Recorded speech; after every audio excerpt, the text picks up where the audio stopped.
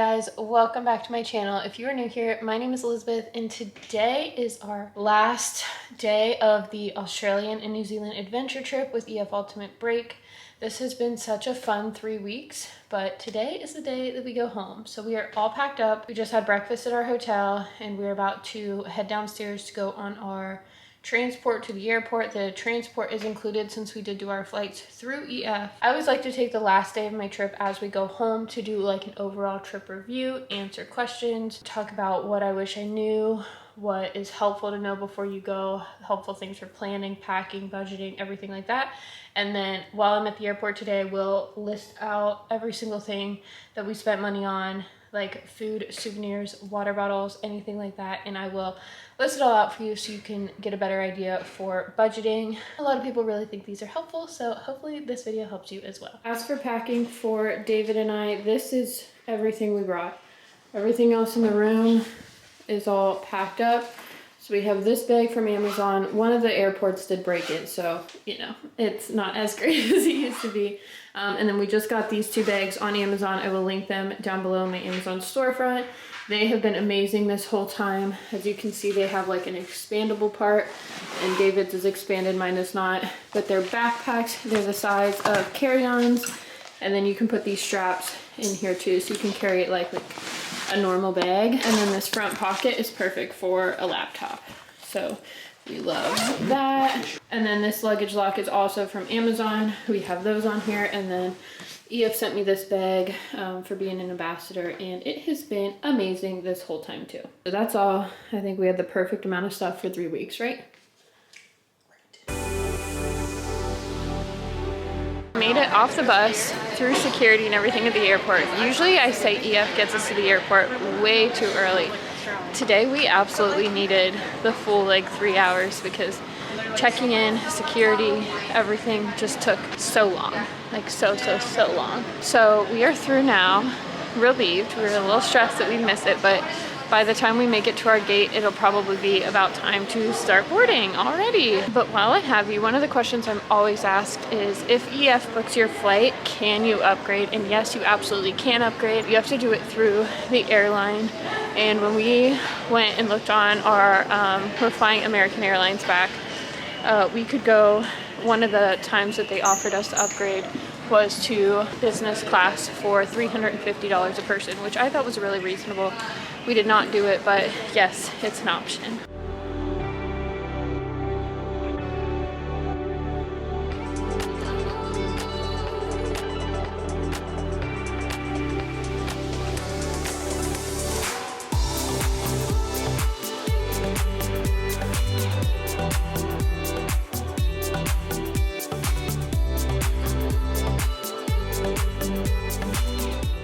So, one of the biggest comments I get when people watch these type of review videos that I do is that they don't believe me because obviously I work for EF and like I'm in biased opinion. I am an ambassador for them, but I am not employed by them. I do not work for them. I do not have to do these videos. I do them because I want to, and I think that a lot of people find them helpful. Literally anyone can be an ambassador. You just apply on their website and they look at your social medias and accept you. It's nothing special to be an ambassador. I just have a larger following on YouTube, which helps me reach a greater audience of people. So my videos are, yes, very EF specific, but they're intended to be informative, not like biased towards traveling with them. I will tell you when things suck, and I will tell you things that need to be changed. Like the Whitsunday Island cruise was advertised as a cruise, and it absolutely was not a cruise. It should have been advertised as ocean rafting because that's what it was, but it was not.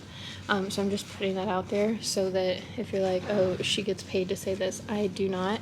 I earn ambassador credit by referring people just like all the other ambassadors. So take with that as you wish, but that is my 2 cents on that. All right, another question that I was asked when I posted this morning for questions was, how was the 21-day trip? But that's a long time frame. Yes, it is a long time. I think when we went to Eastern Europe, it was 17 days, and I think that was absolutely perfect. It was, yes, 100% perfect.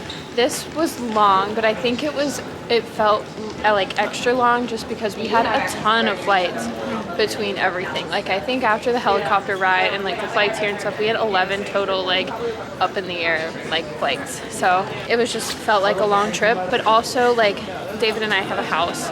We have full-time jobs. I run a business and we have a dog. So like we are at the age where I think we miss being home more than we would if we were like living with our parents or like still in school on a break or something like that. So I think, I don't know, I am exhausted. I am ready to see my dog. I thought 17 days was a great amount for prior trips, but I think this was a lot for this. I didn't get bored and it went by super fast, but I think I am like exhausted because it was also like filled to the brim with adventure too. So we were like going every single day. Boarding our flight, which should be 13 hours and a half. 13.5 hours. Hopefully it goes fast. Hopefully we land early. We got the tailwind in our favor.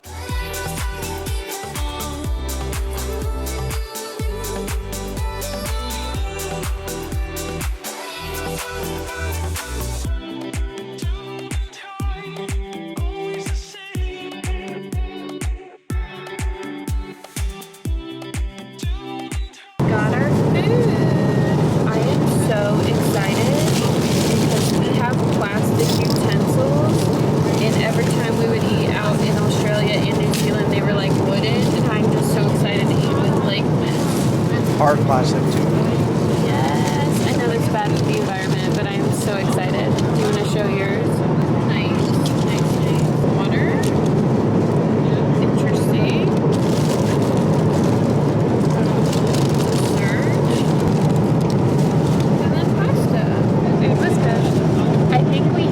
Like the majority of our group on this flight with us to Dallas, like the majority of our EF group and then the other EF group that was going with us. And so we're all on the same flight, and you can chat with other people on the flight if you know their seat numbers. So we have like a little chat for us to talk to each other.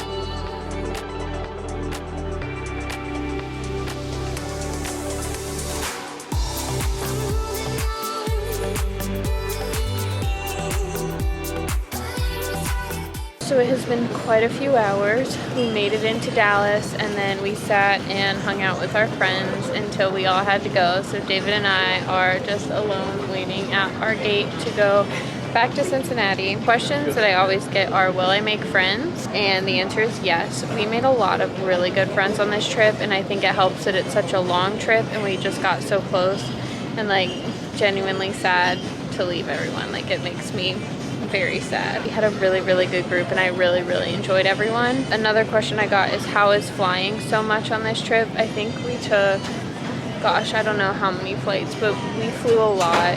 Not only to get there, it was 17 hours, one of the 3 flights that we had, and then coming home, one of the 2 flights we had was 13 hours, and then we also flew all over the place while we were there. So it was a lot. We were in the airport, it felt like constantly. It really wasn't, but I want to say like 7 flights or something while we were there. Worth it though, because we got to see so much. I don't know if I would necessarily do another trip with flying so much without looking into restrictions for weight requirements for your luggage, because we were stressing every single night about having only 7 kilograms in like a carry-on, because they weigh their carry-ons over there, and we just like don't do that here in America. So I would for sure, if I could do it again, I would for sure pack a luggage scale so that I could weigh stuff.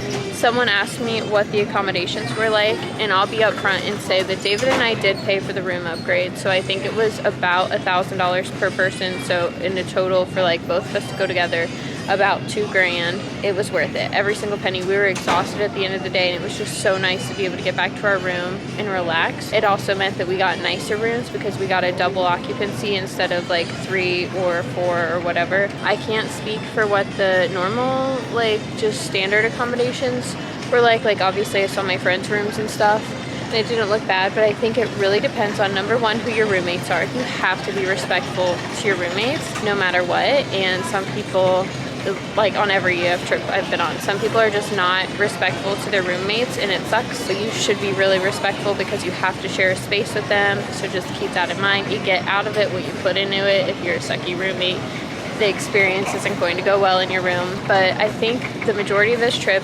were 3 per room. Some of the accommodations were 2 per room, and there was one place that we stayed that was 6 per room. If you're more curious about what the accommodations were like, you can go watch my daily vlogs. I did room tours every time we switched locations so that you could see what the hotel or hostel was like. I showed breakfast every morning so that you knew what was included, and if it wasn't included, I said how much money they gave us to go out and get breakfast, and I included all of that day to day so that you could go back and watch it, and it would be helpful for you. Because like right now, like this trip was so packed full, I cannot even begin to remember every single place that we stayed. So that's why I did video tours of everything once we checked in. Next question, someone asked me if I recommended this trip and is it a favorite. So I have been on, I think this was my 6th EF trip, starting from like least favorite to most favorite. Least favorite has been Costa Rica, then probably London and Paris, then the Greek islands, then probably Ireland, then highlights of Eastern Europe, and then this is top favorite now for Australian and New Zealand adventure. New Year's made it so fun. I don't think it's necessary to go at New Year's. I know that it's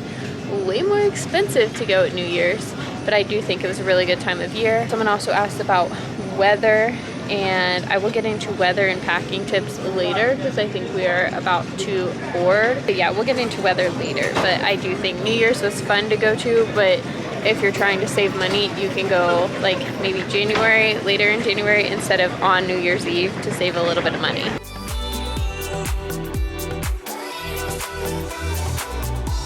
Guys, we made it home. I am so happy. My dad is here with Finn to pick us up, and I am so excited to see him. I am going to continue answering questions about the trip. I literally have a whole list of them, and a list that like my main group of friends and I created as we went through the trip on things that we wish we packed with us or that we didn't need. So I have like a long list of stuff to go over, but I am almost out of space on this memory card. I filled the whole thing up on this trip, and with all of like my baggage I have, I don't know where the other one is right now, so I'm gonna wait until I get home and I'll just do the whole rest of the review video then. Hello. It has been like a week since we got home, but I'm just now sitting down and filming the rest of this video. I have everything still written down. Also, ignore the newspaper behind me. My full-time job is being a photographer, and this is today's creative studio set that I took pictures with this morning. So ignore that. We just have good lighting here, and so I thought I would go over all of this for you. We're going to start, I think I was left off on weather. Weather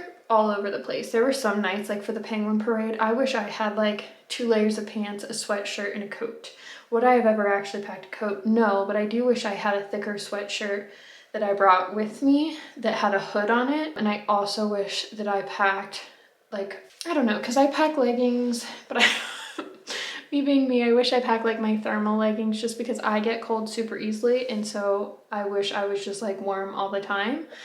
So I do wish I packed like more like thermal level leggings and not just like thin wind goes right through them leggings. So our is in like the United States, our winter time, it's like snowing outside my house right now, is Australia's summertime. But in northern Australia, it's also their rainy season. So things that I did not bring that I should have brought a rain like jacket. I had it and I was thinking about it and I was like, no, I won't need this. We did use our umbrellas, I think maybe twice, but I just wish that I had a rain jacket because I think that that would have been a little bit better than an umbrella. Now that I'm on the topic of like packing and stuff though, I did do a packing video. If you missed it, I'll link it up here. I will say number of outfits and stuff, pretty good for overall like how long we would be there and everything and moving around. I think we were good on that. However, I did pack way too many swimsuits. I think I ended up bringing 7 and I just didn't wear them all. But I was worried that like I wanted like David and I, sorry, Finn's gonna walk around on the floor down here now that he's down here. I wanted David and I to have matching swimsuits for like cute pictures and all of that. But like, it's also jellyfish season in Australia, summertime. So like every time you like get in the water for like ocean water rafting or snorkeling at the Great Barrier Reef, like you're putting on a wetsuit. So it like doesn't matter if you like repeat swimsuits more often. Hey, will you settle down and like lay down right here? I think he just wants to say hi. Here's my baby. I love you. I'll hold you for a second, okay? All right, continuing. I also asked people what they wish they would have brought. Someone said less jeans, more shorts. Someone said they wish they would have brought more sports bras. They didn't realize how athletic everything was, and they brought one and needed like way more. I will say I did some research before we went, so I knew like athletic clothes were more of the way to go and not like tons of dresses. But that is very, very true. Like definitely more active clothes and not as many like cutesy clothes. One thing I wish I would have thought of, luckily Melanie and Ashley both packed theirs, was a luggage scale so that as you unpack and repack and then go to the airport again and again, you can check to make sure that like your baggage is the proper amount of weight per bag, if that makes sense. I wish I had a baby pack of tissues. That's really random. But like, I think every single person on our trip ended up having a runny nose at some point. Or like when we were, oh my gosh, the surfing, you would get knocked under the water and you would just like turn and turn and turn under the water before you could like get up, and you just had water just shooting up your nose. For the next like 2 days after that, we were constantly blowing our noses. So a baby pack of tissues would have been great. Packing cubes are absolutely essential. I have some linked in my Amazon storefront down below, but like truly game changer when you could put like just organize it all, because you're unpacking and repacking so much that it just like, if you don't need it and it stays in a packing cube, you don't have to worry about your suitcase like exploding everywhere. I do think this was a very long trip. 21 days was very long, and with the amount of flights and the time change and everything, it felt longer. Like it was incredible and so adventurous, and it's my favorite trip to date. I had so much fun. I loved it. But I do think 17 days is probably a sweet spot for traveling, just for like me personally. Hi. I'm self-employed, so I just feel like that's a good amount of time to be away from things, but then like 21 days is like a long time for me to just not answer emails and not get back to people. Things that would have been helpful to have maybe would be bug spray. Our tour director did buy some for like us as a group to share, which was super nice. But bug spray probably would have been a good thing to think of. Just like random, I personally wish we had more time to like sit down actually for meals. I think you guys are gonna come at me for this, but one of my absolute least favorite parts of traveling is the food, just because I discovered I had a food allergy like as an adult, so I didn't grow up avoiding certain things. And so going to other countries and trying to figure out what I can eat and if it's going to be okay and what like oil it's cooked in stresses me out to the max. And I just wish I had more time to like figure out what I was gonna eat and like take a minute and sit down and like actually eat it, and not just be like, here's a gas station that we're stopping at for lunch, grab a bag of chips, because like I don't know, I just really like real food. But that being said, pack snacks. We packed snacks, we packed candy, we packed all sorts of stuff, and we just ate it throughout the trip. And I'm so thankful that we did that. Just something else about food that's good to know. 99% of all the places we went for food in Australia and New Zealand, you went up to the counter and ordered and paid for your food and then sat down at your table and they brought it to you. It wasn't the standard like, oh, you have a waiter or a waitress who's going to like come to your table, take your order, bring you out drinks, stuff like that, which is not like a bad thing. I actually really liked it when we were there. It's just something that we didn't know ahead of time, so we'd like sit down at a table and then like no one would ever come to us. I do wish I would have packed like a sweater or two that were like cute sweaters and like a long sleeve shirt that I could layer with, just because like I wore the same sweatshirt like for 21 days. And I just wish I had a cute sweater to throw in there every once in a while. Someone else said more workout and travel clothes. Someone else said they didn't know how much time they would spend in wetsuits. And yes, agreed. Just a little tip of advice for this particular trip. When you are given the opportunity to eat, you better eat something. Like David would say, oh, I'm not hungry, and like skip lunch. And then there wasn't an opportunity for food just because we were doing activities. We were on a boat, we were on a bus, something like that. And then he would be starving and hangry by dinner time. And I was like, you need to eat when you were given the opportunity Tweet. A little feedback tip. We were given in some of, I think it was 2 different accommodations that we stayed in, and it was a total of 4 mornings. Our tour director gave us each $50 in cash for lunch, or for breakfast allowance every day, because our hotels didn't like make breakfast. And I'm gonna be honest and say that just wasn't enough. Like, hands down wasn't enough. It boiled down to like $12.50 per day per person. We went to a gas station one morning on our way to Milford Town, and it, like, even for like what they have, like, it's not enough money. So I put that in my review and said we need more allowance for breakfast. I think it said that there was supposed to be more online. I didn't like go through and check, but like it just was not enough at all. I would say this tour is probably the least like history tour there is. We didn't like stop at any museums or like go on as many walking tours. It was definitely way more adventurous versus educational. Like, I still learned things about things, but like it wasn't as like, we're gonna go on a bus tour in every city, we're gonna go on a walking tour in every city, you're gonna meet a local guide here. It wasn't like that. It was like, let's go out and have fun, which was like, I loved it. But some people, I feel like, book EF, stands for education first, book these trips to learn things, and this just wasn't a history trip. And then last packing tip, I'm glad I brought gym shoes. We did hiking and stuff, and they were just like nice to have. Best moment versus the worst moment. I think the best moment was paragliding, just because it was like a wild, so cool moment. I don't think I really have any desire to go skydiving, but I really wanted to go paragliding, like run off and like just be in the air, and it was so cool. EF does not recommend you do any activities like that though, because they're dangerous, but David and I just signed up and went, and it was fun. Worst moment would probably be the New Year's Day pool pub crawl. I would have loved a refund for that. I think it was a waste of money. They told us we would be at pools all day. We went to a really sketchy, not great pool, and then a really like nice pool. Then the place that we had dinner for, like a voucher for $12 dinner or something, their kitchen broke and we couldn't go, and it was just like a whole headache, and it was like not it. But I'm like also not a party person, so that got a big thumbs down for me. I'm not trying to be like, don't go. I'm just trying to be like honest with you and say, this is what I liked, this is what I didn't like, which I like wish I knew going in. Any packing tips? Watch my packing video. I listed a bunch of packing, what I wish I had and what I wish I didn't, and the packing cubes already. Those backpacks we got from Amazon, they're linked down below. Incredible. I love them. I don't know if I'll ever travel without them. They are the best. Someone said, this is a really expensive trip. Is it worth the money? Yes, it's a very, very, very expensive trip.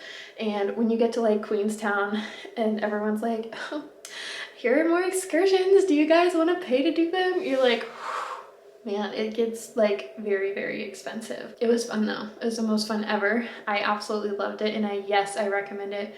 Worth the money. You got to do so much and you got to see so much. So I 100% do recommend it. We took a helicopter ride because we didn't want to ride the bus back, and it was we paid like $600 per person to ride this helicopter ride, and like that was an expense we were not prepared for. But like looking back, I am really glad we did it. It's just like, if you're gonna go and you like pay off the trip, be sure to budget a little bit more for any activities you're thinking about doing. People in our group went skydiving, they went river rafting, paragliding, zip lining, all sorts of random stuff, and it's just good to know that you're gonna need probably more money when you're there. All right, and then excursions. Did you have a favorite excursion? Did you do all of the excursions? Do you recommend them? What about the extra things you can book while you're there? The tour director excursions, what cities were those in? Did you have to cut anything pre-planned to do any excursions? So everyone who did like the adventurous activities when we were in New Zealand did them on the day that we had a free day in Queenstown. And so we did paragliding that morning, and then EF got us like tickets for a gondola ride that we could do whenever, and so we did that. And then we had a professional photographer meet us for pictures that day. But people did like all sorts of stuff on that free day, so it was not like any extra things like that you could, like you had a free day for. Tour director excursions, Ben put together things like Hobbiton excursion thing that people went to. For what we did Zorbing. Zorbing was so fun, 10 out of 10 recommend. EF gets a discount too, so it's not as expensive as it looks online. I don't remember, they did the New Year's Day pool party pub crawl thing. I don't recommend that one, but there are like a lot of optionals, and I'm pretty sure it changes based on who your tour director is. But the excursions that we did, yes, we did them all, like all the excursions through EF. And I'm going to tell you what we booked through EF and then how expensive it was. The excursions that EF gave us as optionals was the Penguin Parade to Phillip Island Nature Park. I also did these as videos, so I will like link them either up here if I still have cards left or down in the description. The Penguin Parade to Phillip Island Nature Park, that was $150. The surfing lessons were $70. The Whitsunday Island Cruise was $115. And then the marine biologist snorkeling upgrade was $30. So if I could do any of those again, I would hands down in a heartbeat do the Whitsunday Island Cruise. It was like more of like ocean rafting though. I think that was 100% worth the money. Everyone in our group loved it. We had the best time, and literally as soon as we got off the boat, we were like, we would literally pay and go do that again. 100%. Things I would never pay to go see again. The Penguin Parade at Phillip Island Nature Park. $150 to me. Like, yes, you get to go to Phillip Island and like go to this beautiful lookout and stuff, but the Penguin Parade was like not that great. It was cold. You couldn't take any pictures or anything, and there were some people who loved it. I was just like not one of those people. The marine biologist snorkeling upgrade, I think that was worth it for only $30. Most people, like when you get off, you're like boated out to the Great Barrier Reef and you can go out and swim in this like roped off area, and the marine biologist takes you outside of that area and points out like other things in another reef, and it was like so cool. So I think that was worth it. I really liked it. And then the surfing, I could have gone out there, done once like surfing, and then come in and be done and be completely happy. It was, I don't remember how long, but it was like a long time, and I ended up just sitting on the beach saying, I'm done with this. I want to be done. I want to go inside. I was just thrown under the water so much, and I literally still have a like scar around my ankle from being pushed underwater so much and having like being attached to my surfboard and it like going away with the waves and like yanking my foot, and like I still have the marks on my leg from that. So with that being said, I'm glad that I did that one for $70. I'm glad I can say I tried surfing, and I had surfing lessons, and I surfed on Bondi Beach, and it was like great and fun, but I would never do it again. And there were some people who said if I would have realized that we could have just sat on the beach and watched, I wouldn't have paid to do it, because I realized like there was another nice free time activity just sitting on the beach and watching, which I would have loved to know too, because sitting on the beach for a couple hours probably would have been nice. Yeah, that's all the excursions through EF. So favorite was Whitsunday Island Cruise, and then least favorite was the Penguin Parade.